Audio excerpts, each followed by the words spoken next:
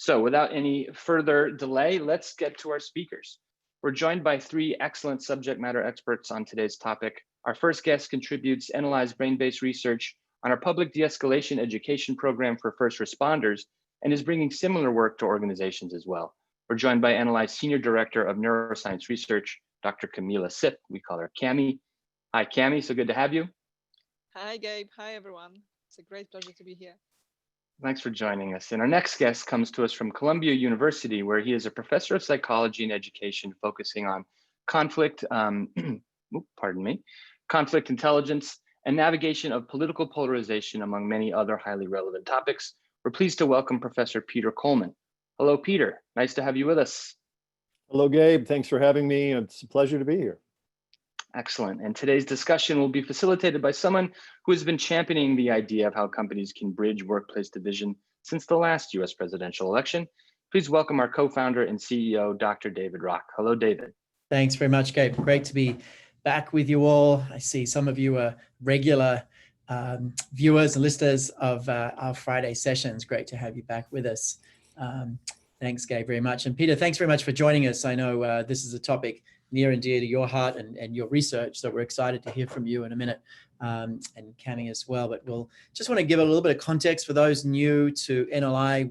We make organizations more human through science. We're advising over 50 of the Fortune 100 now, and we've been going since 1998, based in 24 countries. We do a lot of research. Research is the core of our work, published over 50 peer-reviewed academic research papers, and then help organizations build better talent strategies and better leaders based on that research. But let's dig into today's topic. It's a lot to talk about. Let's talk a little bit about sort of where we are. And as we were thinking about next week, to put a point to it, in the last few months, it had an eerie similarity to 4 years ago for lots of obvious reasons. But also the actual division, not just the fact that it's another election, but actually the division that happened after the election was really, really intense. And I wrote a piece, came out December 2016, was basically in response to a whole lot of organizations asking us, what do we do? We have like red hats lining up against Black Lives Matters in factories, and literally a divide. People unwilling to work together because of the politics. What do we do? What should leaders say? And I wrote this piece after really thinking a lot internally with our researchers and just kind of talking to organizations as well. And the challenge then, and it's a similar challenge now, is you couldn't say nothing. Like, to say nothing at all about what was going on felt like it was kind of complicit and supporting one side or another. But you also couldn't, as a leader, necessarily come out for one side or the other and say, well, I support this leader or not.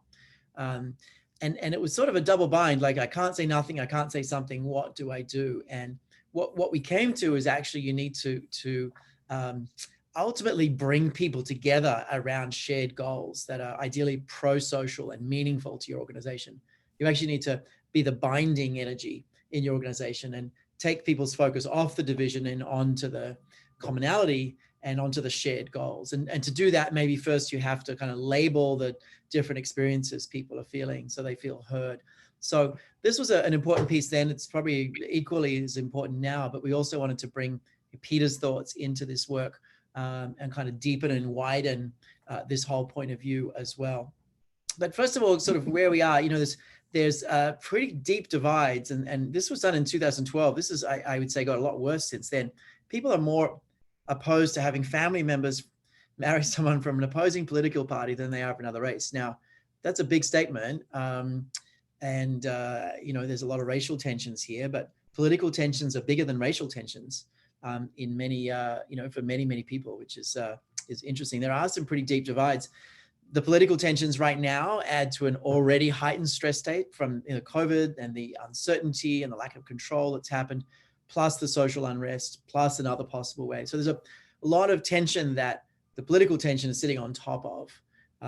As we would say in Australia, where I'm from, it's a bit of a tinderbox, which means things could kind of flare up very, very quickly. And interesting, some research, some new research, fresh off the press from Gartner. More than 36% of people say they are avoiding co-workers because of politics. And more than a third of people actually avoiding others, which is terrible for collaboration, obviously. But also nearly half say this election has impacted their ability to get work done. So this isn't just like, like a small HR issue, or like half of employees are not able to get their work done as they should. So there's a serious productivity impact happening. And no doubt the next week or few weeks or months, that productivity could be harmed, even more. So, there are better reasons to bridge these divides than just productivity. But if you want to get the attention of your leaders, productivity might be one. That 47% is really quite a statement. So that's, a little bit where we are. But now for the good news, this is 2018, 89% of Americans say they want both parties to try to find places to compromise. So people actually want to build bridges. People are not necessarily happy with these divides on either side. They actually do want people to find compromise overall. So that's that's where we are. And I think the cliff note there for me is this is really affecting people's mental health, but also companies' health, and could go on for some time. So it's, it is a significant issue. It's an issue that companies should unfortunately pay attention to. They've had to pay attention to COVID. They've had to pay attention to racial crises and racial tensions. Now they have to pay attention to political tensions, because leaders really need a third thing to really have to focus on, I'm sure. But it's been that kind of year. Peter, tell us about why we're here. And just for folks who don't know you, Peter knows a lot about this whole world, navigating political polarization, one of his really big pieces of work, sustainable peace, all sorts of things. So Peter, tell us first of all, like from a historical context, give us the overview effect, pull us back to the moon, or maybe back to, over a long time. Like, is it inevitable that these divides happen, or why do we have these divides? Give us a bit of historical context here. Sure. Thanks for the introduction. So, political polarization is not a bad thing. In fact, there were times in our country when the parties were too close and too similar, and we felt that was politically unhealthy. So having differences and having distinct differences can be helpful. But of course, it can become too extreme and become problematic. And the current trajectory we're in is approximately about a 50-year trajectory, depending on some measures. So again, political polarization is measured in different ways. But if you look at just like Congress, like voting patterns in Congress, like how many times a Republican will cross the aisle and work with the Democrat and vice versa, that we have been increasingly polarized since about since the mid 70s to early 80s. That trajectory has continued. So in DC, we've become acutely polarized to a place where it's very uncommon for one party to support the others. But this is true of the general public as well. They found really since the 1970s that there has been increasing animosity. What's interesting is that you don't see stronger political party affiliation, and you don't see stronger affiliation with like being a liberal or progressive. But what you do see are these sort of three concerning trends. One is much more emotionality in this. There's much more contempt for the outgroup, for the other party, and much more love and loyalty and warmth for our own party. And that's been increasing considerably. And that's one of the biggest concerns, of course, because it affects all of our decision-making, right? That right. degree, yeah. I have a lay theory that has no science behind it. It's a total hypothesis and a wild guess. Right. But my wild guess is if in the world of sports, like football, for example, if we had only 2 football teams in America, there would be riots every game. Yeah. Like, I think part of the issue is we naturally categorize everyone as in-group or out-group, right? And it's a very binary, like you're either in my in-group or you're in my out-group. And I have seen research showing that people feel better when they are with an in-group and actually have an opposing out-group, and having kind of an out-group to push against creates in-group, which is a positive, right, response. Sure. And I think having only 2 major political parties, even though there are others, having only 2 parties just creates the potential for just such strong in-group, out-group. That's my theory. I'm Australian originally. We have sort of two parties. There's maybe been a third or fourth, but many parts of Europe, there really are 3 or 4 parties, and it's kind of more conversation. Do you have any perspective on that? Am I just a crazy person? No, you're not crazy at all. I mean, you're right to think that the political structures matter, and that having just this bifurcated choice matters, particularly when so much is at stake, right? So much power is at stake. But in America, there were many decades when we were much less polarized, either in Washington or on the ground. So it isn't necessarily the two-party Right. system that's driving it. But definitely what you see in other countries like Kenya is around times of election, when there is this critical choice that's made and it's a bifurcated choice, you see a spike in hostilities and violence that have been existing, but just become much more salient and much more urgent. Right. And I guess on top of already strong, threat responses people are experiencing because of the uncertainty and, job loss, racial tensions, these things are going to be exacerbated as well.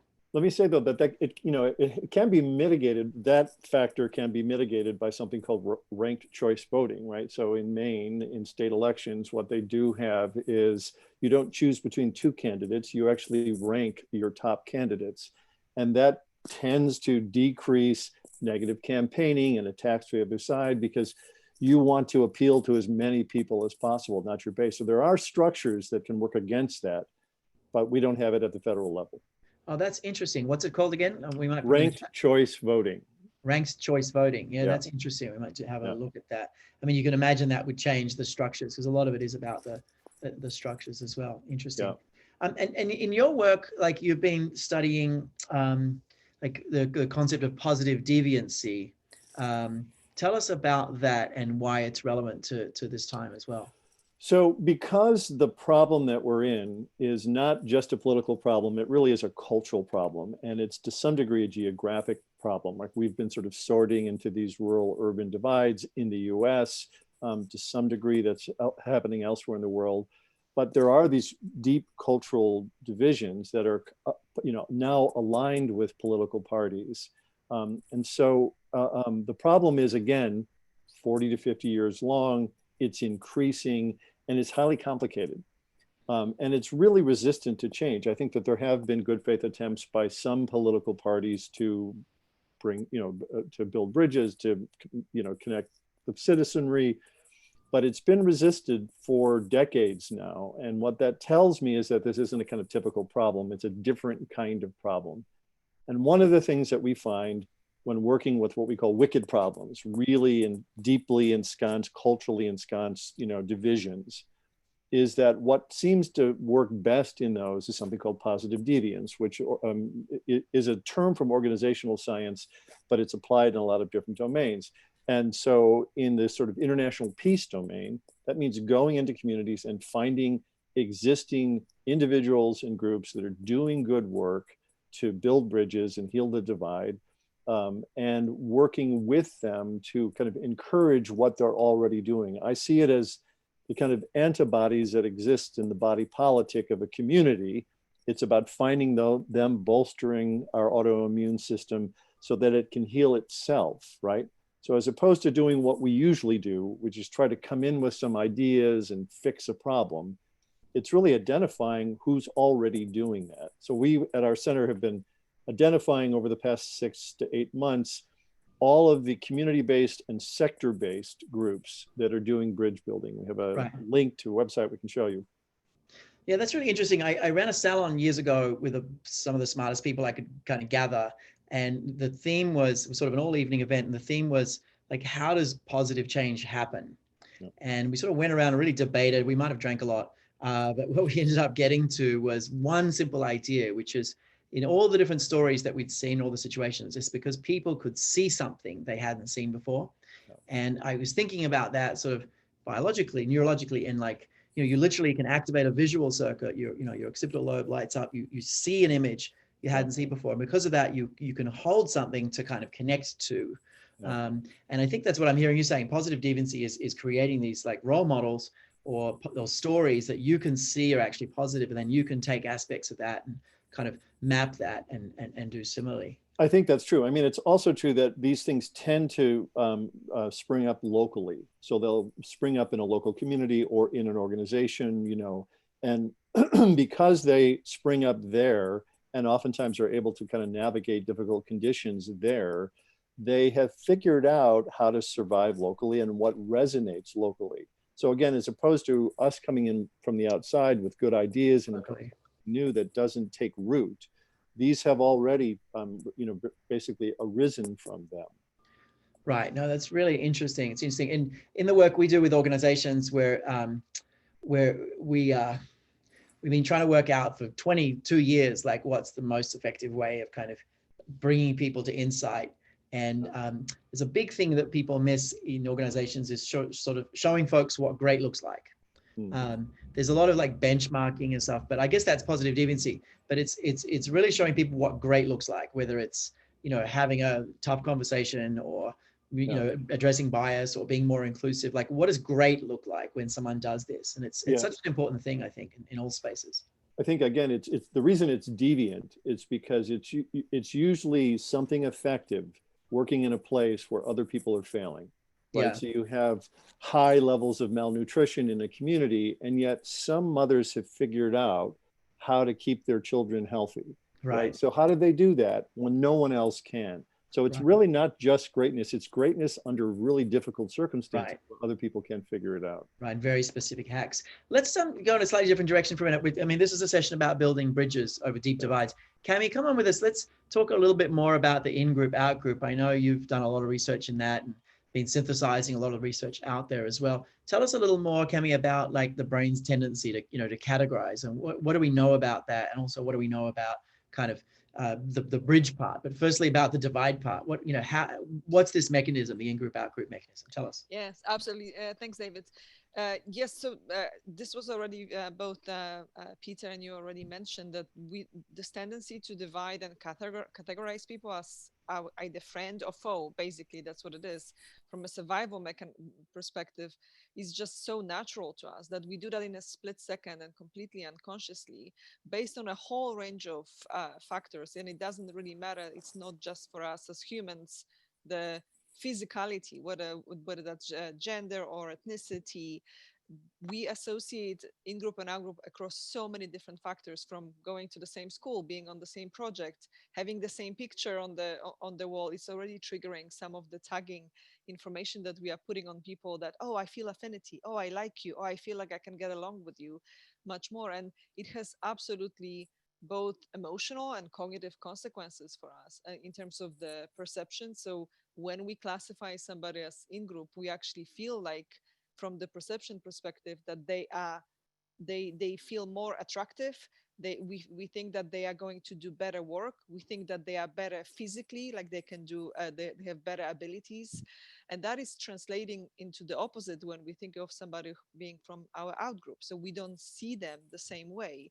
That is on a very unconscious level. And that definitely has a consequence in terms of how much empathy we can feel for others if they are from our out group, how much motivated we are to actually help or hurt them.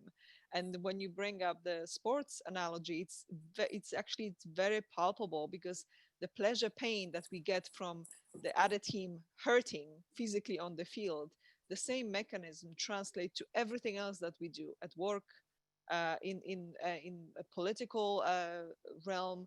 So it's the biology and physiology is exactly the same, and it's going to kick in so fast. And right now, I think one of the challenges that, because we have that coming for us naturally, with everything that has happened, from social unrest to massive layoffs to political tensions, we are so emotionally and cognitively taxed that we are at such level, we don't have that much capacity left in terms of resources. So everything else is just fueling the tinderbox. I think that we are in that state emotionally and cognitively. So it's building bridges from that perspective. It's challenging because we don't have enough resources. So we need to self-regulation.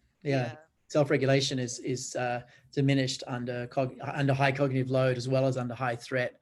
So there's going to be that issue. And what do we know about let's talk about the science of maybe the superordinate goals as well. Or maybe Peter, first of all, tell us what you've been finding about superordinate goals and sort of the bridge part. How do we build bridges versus the divide itself? Yeah, those are very, very robust effects in research, is that if you have, nothing unites groups more than a common enemy, right? Or than a common task or a common challenge. So it's a well-established fact that if you have groups that are divided and are competitive, that if you give them something that they really believe in and adhere to as a common goal, it can unite them. It is interesting. My daughter's studying neuroscience, and she came back recently and said how frustrating she was about how difficult it is to overcome what Cami was just describing, which is this kind of in-group, out-group difference that happens, that most of the interventions they have can have like an immediate effect, but then they dissipate and we go back to our default. And what she was saying, which I think is true, is a kind of hard truth, is that what does make a difference is time. When you have relationships that have taken time. So it's not just having one event where you're working together, but it is a process of working together with other people that builds up a sense of rapport. And those kinds of thicker structures and neural pathways can basically mitigate against this in-group, out-group thing that we run into. Yeah, that's a very good point, because I think it all comes back to, it's not just, it needs to be a process, not an event for something for us to shift. We can associate in-group, out-group very fast, but we are very fluid in terms of how we are doing that. So the exposure and shared experience needs to be combined in the shared goal, so we can actually build the emotional connection to what we are both experiencing in a positive way, so it can kind of fuel the upward spiral, so to speak, meaning that if we do small things and it brings us positive association, we feel good about that, we want to do it again, and we are going to try and expand that circle much more likely than one-off events. So it's just the progression of time and experience and exposure. It's really important. Interesting. Start shifting. Let's get to the solution in a moment. I see some questions about that. So what do we do? But this reminds me of a story in the New York Times a couple of years ago about the grandson of David Duke. And David Duke was one of the kind of white supremacist kind of leaders, and his grandson was all set up to join that, and was already like a radio show host, all this other stuff. And he ended up going to university and living in a dorm with a couple of Jewish people and white people, and he over time, so sort of the story of over time, how they just kind of included him in everything and didn't challenge him or attack him, and just included him. And over time he got to like accidentally kind of see that they were just like good people, and it really changed his whole future. And it was that shared experience in this case, but it was over time that it happened. Do you remember that story, Peter? Yeah, I do. Well, yes, it's true. And there are many stories just like that. It's a great story about a woman named Megan Phelps Ropers, who was born into the Westboro Baptist Church in Kansas. Her grandfather had founded it. She was a very charismatic part of that. And she had a similar experience on Twitter in basically engaging with people on the outside who were challenging her, but over time really felt that they were really paying attention to her and listening to her, and it started to affect her attitudes, and ultimately affected a major decision in her life to leave that community. So it's true that it's really through relationships. That's one of the problems with research, is it's easier to do these immediate studies to see what the immediate effects are. But what we're learning more and more is that there aren't simple solutions to these more hardwired neurological tendencies that we have. They really have to be more thoughtful, long-term solutions. Yeah, that's great. Thanks. I want to address a comment or a question in the chat, and then we'll continue. Maybe Kamila, you can have a look at some other things to address there as well. But there's one interesting one, and it maybe relates to where we're going, but there's a lot of organizations building kind of employee resource groups. So you'll have a group of people who are maybe Hispanic, another group who are maybe, different race, different sexuality. And on one hand, this looks great. And on the other hand, it actually creates kind of outgroup. Okay. And from our perspective, the work of kind of inclusion, if we, just sort of go that way for a minute, there's a danger in kind of calling out and isolating specific groups. And what we think should happen with inclusion is everyone being thoughtful about including everyone. It doesn't mean everyone being in every meeting, but our statement is if you're not actively including, you're accidentally excluding. And particularly because people are covering a lot, and just about everyone, including, even white males, have, this propensity for, feeling not included. So there's something about, not necessarily focusing so much on these individual groups, but focusing on everyone actively including others and understanding what it takes to do that. And I'm not saying, hey, let's defund these employee resource groups, but what we want to do is bring them together under shared goals, maybe bring all the groups together under common goals. And individual difference works really well when it's within the context of subordinate goals or superordinate goals. And I think that's an overarching message. And same in the US, individual goals, individual differences, all of that can be amazing. The diversity can be amazing if the country is united on, under some broad, common goals as well. And I think that's the challenge, is we have no kind of common goals in the country at the moment overall. Yeah, that's a really good point, David. And one other thing that we need to remember, that not shining the light on one specific group over another, because that's going to create this polarization and kind of isolation of that group from the pack, or from the pack of the organization. But that should not be also, there is another concept in psychology of this dual identity, that if we have shared goals, they need to have a dual identity, meaning that we have shared goals without eliminating the identity of diversity that is contributing to that shared goal. So the Right. balancing act for organizations is actually, it's not necessarily an easy one, but it all comes back to inclusion, meaning the psychological needs that we all have as humans. Yep. The moment somebody feels like they don't have something, we are going to react unconsciously and quite fast usually. Yeah. Speaking of reacting, let's just hear from you guys out there. There's 340 people on the line. We'd love to hear from you about what your company is doing to address political division. And then we're going to hear from us, NLI, and from Peter, sort of what we think should work. But we thought we'd hear from you first. What have you been doing so far in your organizations to address divisions? If there's anything you can share there, or even if you say your company's ignoring it, that would still be good to know. if anything that you're doing. So let's give you a moment to do that. What's your company doing to address? Just put it in the chat if you would.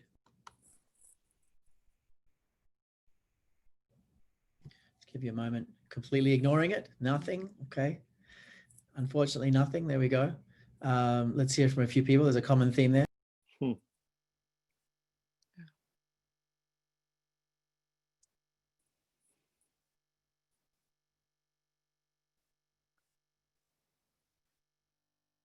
Ignoring it. Okay.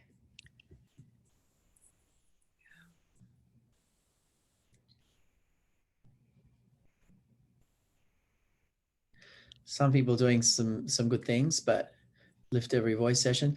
We ran so when the racial crisis really started to kick in, we published a piece of thinking in Forbes, and then we ended up running a series of webinars on this and podcasts, and we ended up advising on this. But when the racial crisis hit, we said, look, what leaders have to do right now is listen deeply, unite widely, and act boldly. Maybe one of my team can put that article in the chat. Listen deeply, unite widely, act boldly. We're not advising exactly the same. We're actually saying something slightly different right now, but many organizations are still kind of in the flow of executing, listen deeply, unite widely, act boldly. But there's some nuance to this one, I think, as well. Yeah. And also, David, the fact that we've seen quite a lot of nothing responses or ignoring, it's also a function of in some ways of the reactivity that is also prompting us to just wait and see what happens. So it's kind of it's not strategic, but it's based in and not necessarily understanding or not necessarily knowing what to do, which way to go. And I think that in some ways it's the silence is worse than any action, but any action is also probably threatening. Yeah. So it's a double bind and double whammy in many ways. That the political inclusion is taboo comment someone put up there. Political inclusion is taboo, and a few people saying that. It's really interesting, and I'm kind of going back and forward on this one. There's a part of me feels like talking about politics should be in the same category as talking about, sex or religion. You're not allowed to, talk about the particulars of sex in the workplace. It's not okay. Or religion, you're not allowed to try and convert people at the workplace. And maybe you shouldn't be allowed to talk about politics as well. It's too divisive and too, it's just too wrong. So I'm sort of, on the fence of that. And at the same time, we work with firms like, Patagonia and others who are absolutely passionate about, their politics, and they really champion it. And you really couldn't work there if you didn't have that politics. So it's hard to know. But it's an interesting question to ponder on. So, well, I guess what I would say is that certainly in America, it's countercultural to talk about politics at parties, to talk about politics at work. It really isn't. I mean, I think it's different in Europe. It's different in other parts of the world where there's more of an inclination to engage on those issues. And I think given the current level of enmity and the hostility and rhetoric, and even the sort of increasing incidence of violence, people are really concerned about that. And the context is that we're in COVID, and we're in an economic downturn, and we're in a time of great racial injustice, awareness of racial injustice and concern and movement mobilization around that. So there are multiple dimensions on which people are destabilized right now. And now we have a political election, which you began our conversation with. So I think for many leaders and for many organizations, it's difficult to know what to do in this context, right? If this was the only thing, there probably would be more proactive thinking about it. One of the best things I've seen is just, I've had, at Columbia, certain departments just say to, students and faculty and the staff, we're gonna hold a space. And that space will be a space where whatever happens over the next couple of weeks, we'll work with you to try to, create some kind of psychological safety to process it together, right? They're not clear on what that is because everything is so contingent on sort of what transpires over the next couple of weeks, but they're signaling that they understand that people are anxious, that this is a distraction at least, and a derailer potentially, and that people will need something, and they're ready to work with them to find what that is, depending on how things evolve. Interesting. It's interesting. I want to talk a bit more about bridge building groups in a minute. But thanks everyone for your comments. There's some really interesting, thoughtful comments, and it also may be cultural. It's a few people saying in Puerto Rico it's a bad idea. People get too heated. But whereas Eastern Europe, maybe they're used to it, they were allowing it. So there may be different cultural nuances in different countries as well. And some companies, there would be huge issues if they said you can't talk about politics. And other companies, maybe it's the right thing to do. So it might be quite contextual to the organization and their mission, and even the culture and country that you're in as well. Let's talk about what we think at NLI is the right thing to do for leaders in particular. And I think publicly address the emotions everyone's going through is the first thing. And this is similar to the piece we wrote in 2016, but kind of label the emotions that people might be feeling. When we label emotions, they turn down. We have a shared experience, which creates more relatedness. We feel more certain. We feel like we're being heard. It might increase a sense of fairness as well. So for leaders to kind of acknowledge or recognize or publicly address the fact that people are experiencing strong emotions, and that, maybe to identify what those might be. If you're on the liberal side, you might be experiencing this. If you're on the other side, you might be experiencing this, and kind of show that you understand that, and that you accept that those emotions are strong and real. And I think that's a really important first step, and to go a click into, showing that you understand how passionate people are. And I think that's an important first piece. Cami, do you want to add to anything there? Yes, absolutely. I think that it links back to when you think about labeling emotions or acknowledging emotions versus suppressing emotions. So the difference between I'm from Poland, definitely from Europe. So we do talk about politics and everything and anything at work, at a kitchen table. So all of those emotions are really out in the open a lot of the times, and that also, I think, helps put them aside, you know, like it flare up, you have a conversation that is highly intense for a short period of time, but then you move it aside and you start working. And I think that the difference, maybe it's that the lack of suppression of the emotion actually allows you to express them and move on to the next topic. And I think that it's a combination that a lot of the times, because of different cultural environment, those things kind of go counterintuitive to what we need as people, to be able to kind of like put that aside and lower the reactivity, to be able to have cognitive resources and be able to concentrate on something. Right. So labeling emotion is really important to essentially to call it and allow the brain and our mind to be like, okay, at least I know that I'm hurt. Let me Right, concentrate helpful. on something else. Yeah, interesting nuance on this though. We've been publishing a journal since 2008, 12 years now. And in the second journal in 2009, when we still published paper, we still published an actual physical journal. There's a bunch up on my bookshelf there. But in 2009, we published one called The Brain's Braking System, working with Matt Lieberman from UCLA, and kind of explaining the labeling phenomena. There's one really interesting quirk that I came across when we did that paper, which was that people actually predict that labeling something will make the emotions stronger.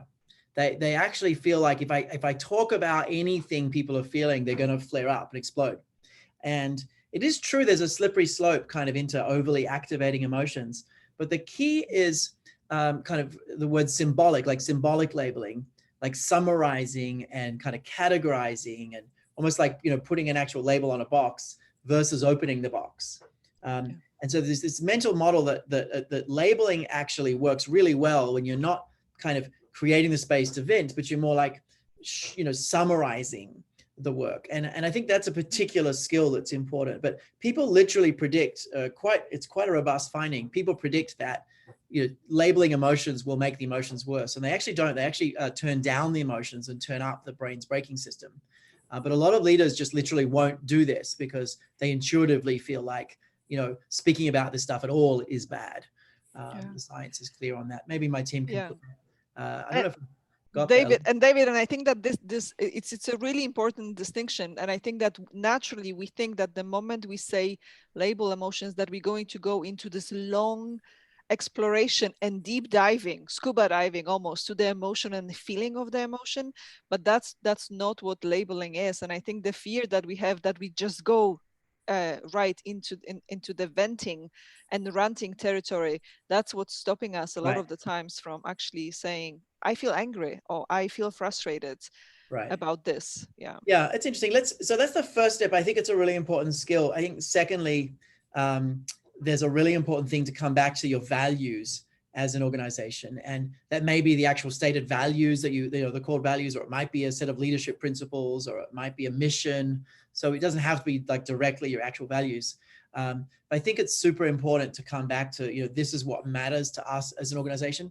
And the clearer you are about what matters, the more able people are to make the right decisions that align, you know, with those values.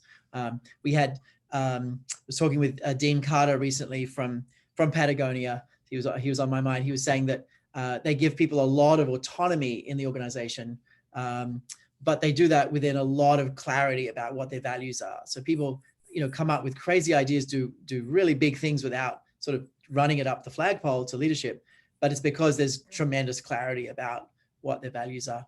And I think this is a really, really important thing for leaders to do after sort of, you know, making sure people feel heard. It's like, well, this is what we stand for as an organization. And then the third step is, these are our shared goals. And ideally, these should be pro-social and actionable, and there's a whole lot of qualities of these shared goals. So we think those are the three things, like label the emotions, you know, restate your values, and focus on shared goals. Particularly in this time, this kind of crisis, we think this is the three key steps. Peter, do you want to comment on that?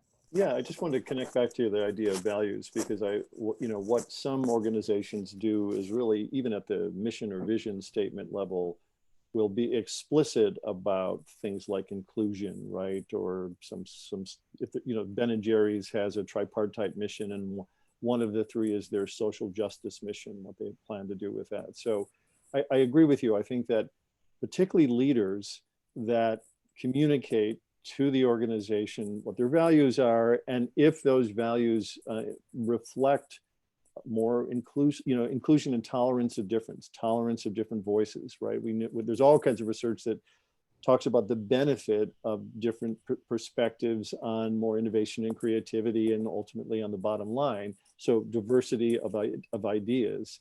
And so recognizing that and having leaders both identify that in a vision or mission statement, but also model it, right? So one of the things in psychological research is a concept called integrative complexity, which you've possibly heard of.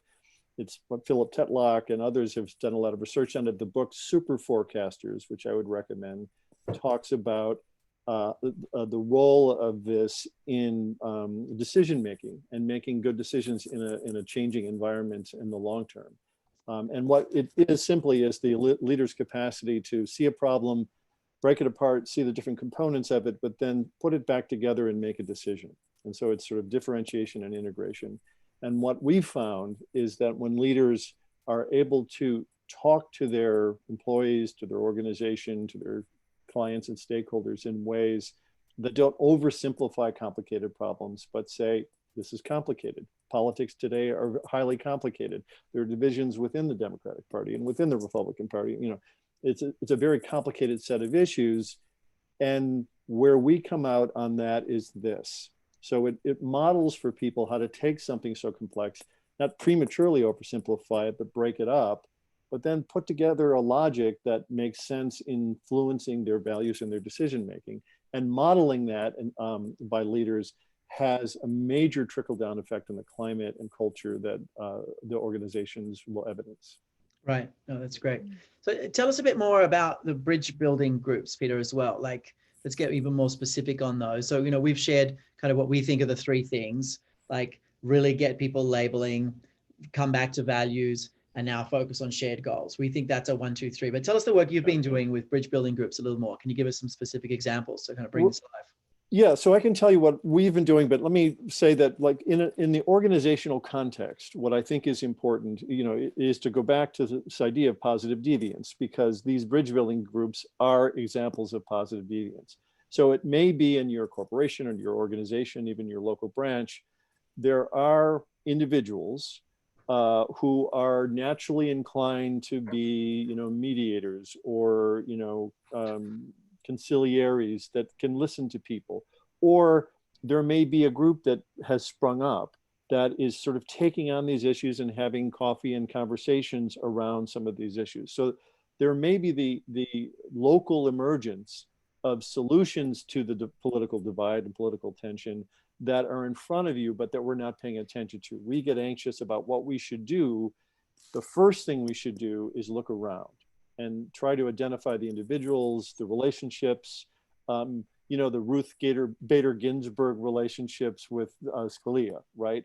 Those kinds of relationships that exist that model and demonstrate tolerance.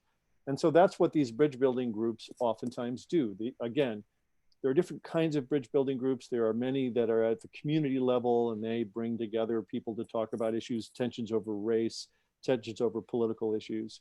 And there are thousands of these across the country, but there are also groups within sectors, right?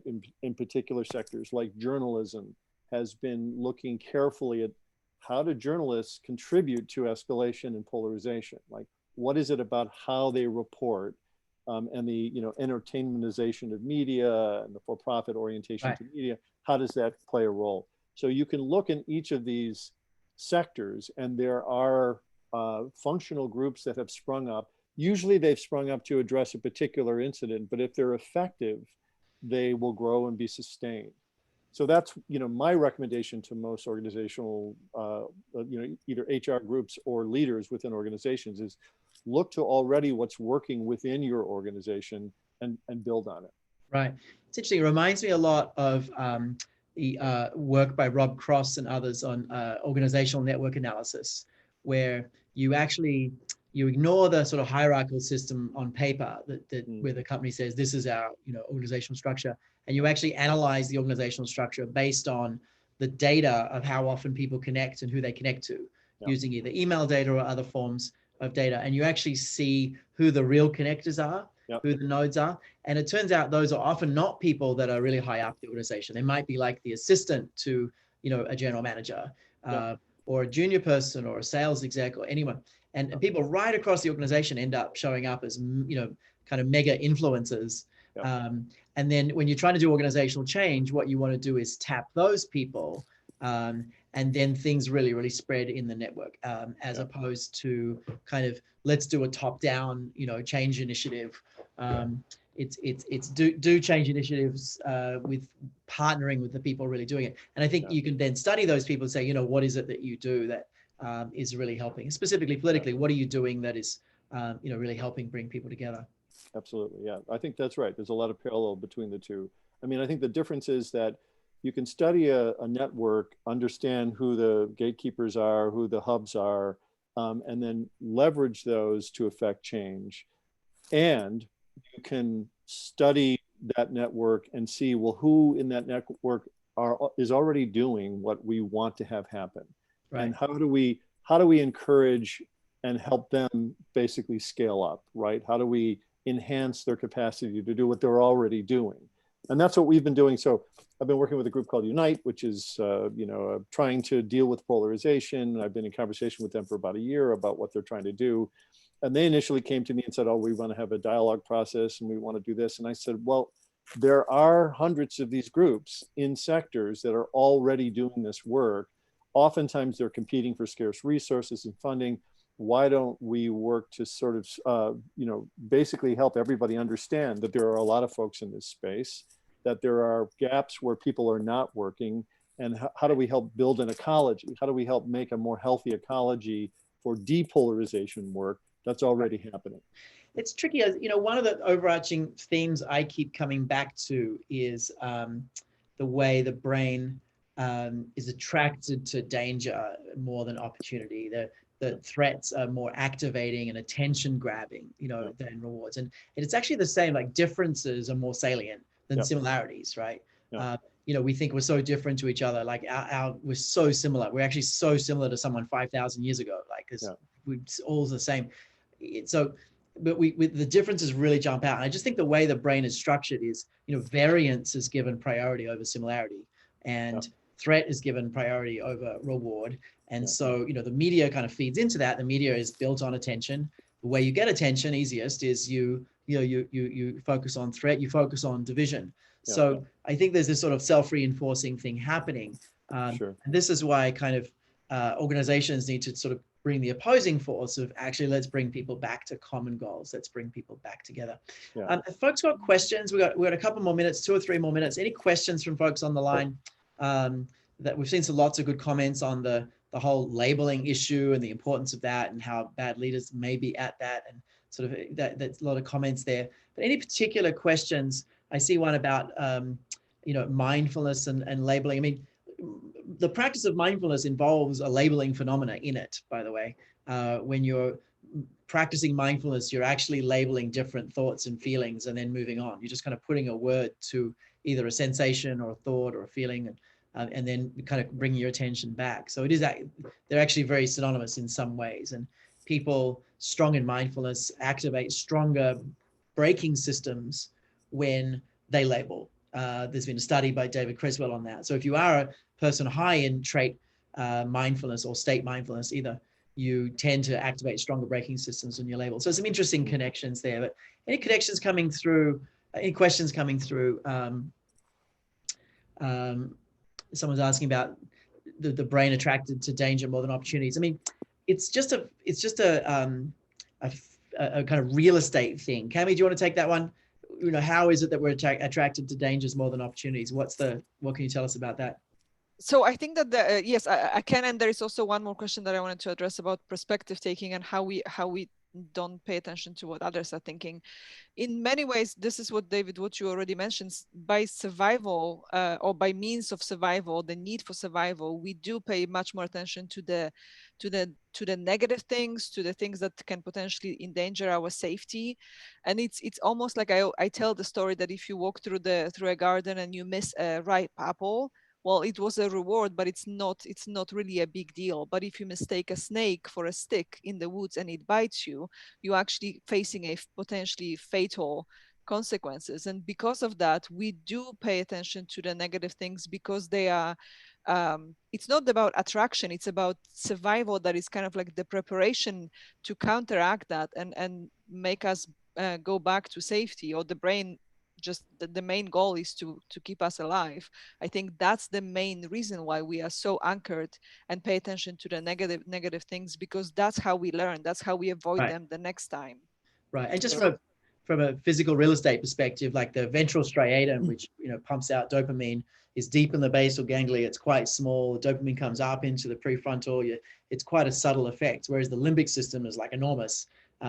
And sort of the whole limbic system is much more real estate than the reward system. The threat system stronger than the reward system. The limbic system technically activates with reward as well, but threat really activates the limbic system powerfully, quickly, and it's big, whereas the reward network is much smaller. So it's a physical thing as well. Peter? I just wanted to go to the kind of implications for this about what to do, because I think that you're right that the fear center of the brain, in psychology we call this the negativity effect. That negative experiences, negative events are much more impactful. We remember them longer. They affect us much more deeply, right? So it's very difficult when you have a threatening encounter with someone, or a particularly negative encounter, to get over it. And what psychologists have learned is, again, it kind of goes back to the relationships that you have. So John Gottman's research on marriage shows, which I think translates really nicely to the workplace, shows that, because in marriages, one negative act will be remembered for a long time in a conflict interaction. What the marriages oftentimes require while they're in conflict is about 5 positive moments, a joke, a trust, rapport, some silliness for every stinging encounter. Right. And if they have that, they can learn from the conflict and grow and become more intimate. But they need that kind of positivity reservoir. And I think that's true in organizations right now. I think it's true that common goals can help organize that. But it really is about the climate that is there. Is there enough trust and rapport and friendship that's being fostered that they can tolerate difficult conversations about political differences? It's the psychological safety phenomena, right? That the overall threats are not too high. That there's a general sense of trust, a general sense of people respecting you, a general sense of being treated fairly, all those things. So you can take a little bit of tussle here and there. We think of that through the lens of SCARF. Someone just put it in there: status, certainty, autonomy, relatedness, fairness. And the sort of overall sort of levels of SCARF are not too low. So you can take a little status attack. You can take a little fairness attack or something, because overall you're in a good place. Right. And one last thing, David, that's in connection also to building the report. A lot of the times, because we do perspective taking very naturally, but the way we do it is based on a lot of assumptions. We assume, we project what the other person is thinking, where they are coming from. And when we are in such a heightened state of threat as we are right now, cognitively, emotionally, what happens is that actually we take less time to think and actively and effectively think about, where are you coming from? What is that actually behind your emotion? So that also contributes to this conflict escalation between people. And that's why we blame people. That it's because you did this, rather than, oh, there was something in between. That is we both contribute to some of the dynamic. It's hard to perspective take with someone who's an out group as well. We sort of don't want to perspective take with them as well. Absolutely. Yeah. Well, it's also that some of the data by this group More in Common is showing us is that there is such a gap right now between our perception of the other groups, at the extremity of their attitudes, and the reality of that, right? So we're not as far apart as we perceive each other to be, but when I perceive you to be extreme, I tend to react and respond in extreme ways. And that's part of the feedback loop that's driving us. Right. That's maybe a good place to close. The divides aren't as deep as we think. And going back to that 89% of people actually want, some compromise. Maybe the divides aren't as big as the media wants us to think. And the media is just kind of feeding us that because it gets attention. So maybe we've got to calm down a bit, watch a little less media, and get to understand each other more. That might be the takeaway. Yeah. Peter, thank you so much for joining us. It's been fantastic having you here. Drop off if you'd like, but or, feel free to stay on and see people's comments as we close. Just a couple of announcements, but really appreciate you joining us, and thanks for sharing. Pleasure. Thanks for having me. Continue conversation. There's one quick question people asked, about NLI's offerings in the space. We've leaned in heavily to this space in the last 6 months, especially. We launched a solution in the last year called Voice, which is about actually how you get people speaking up. Separately, we're about to launch a solution called Ally, which is around how you actually support allies and actively engage with those. But a number of our solutions like Include and Connect directly get to how do you have those harder conversations. And we've also been building some very custom solutions for organizations in the sort of difficult conversation space as well, that are really scaling, hugely scaling. I mean, the big thing with our work, if you don't know, is we can change an entire organization in a measurable, statistically significant way in 30 days, however big the company is. And we're going to talk more about that coming up. We'd love you to click on the poll if you're willing to do that. It helps us know how to follow up with you. And I do want to make one kind of closing announcement. I'll just reshare screen for a moment. I did want to remind you about the summit coming up, because it is coming up literally in less than 2 weeks. And if you don't have budget, it's literally something like $500 for the whole 3 days. But if you can't get that budget or you're too stretched, you can actually watch the big sessions at the start of each day for free. So we're live streaming the opening of each day, and they're really important sessions. The first day on the 10th is the science of change at scale. On the 11th, it's build a better normal. And on the 12th, it's strategic D&I. But I encourage you to see if you can get there, get some budget for the whole 3 days. There's some exceptional sessions. It's all about building a better normal overall. Day 1 is from the lab. Day 2 is priorities, and day 3 from the field, and lots of really important insights. Also, probably 1,000 odd practitioners there that you're going to be learning from and collaborating with and all that through the event as well. So we're going to have even more learning and sharing than we have before.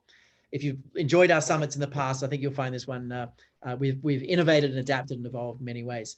Some of the folks that'll be there, we've got some fantastic organizations and individuals presenting, but that's what I wanted to share. Just if you're willing to click the poll, it tells us how to serve you best. There is actually a Building Bridges briefing, which is a BBB. If you're interested in some of this work today, there's a Building Bridges briefing. And if you're in our database and you get emails from us, you'll probably hear about the free sessions next week. I think we've got a big announcement going out. But there'll be an easy link for you to find on the website that week as well for the free sessions. Thanks very much, everyone, for being here. Gabe, back to you. And Cami, big thanks for your inputs and work today. Take care of yourselves, look after each other, and keep delivering what matters, and maybe turn the media down this week and just make some friends. Thanks, everyone. Bye-bye. Thanks, David. I'd like to extend my thanks to Cami and Peter as well. It's always great to hear about bridge builders. I can tell you as a middle child, as an adult middle child, I can really relate. I also want to thank the team in the background, Dalton, Ben, Alexis, Anna, Matt, all those folks that make this production seamless. Thanks to all of you for attending.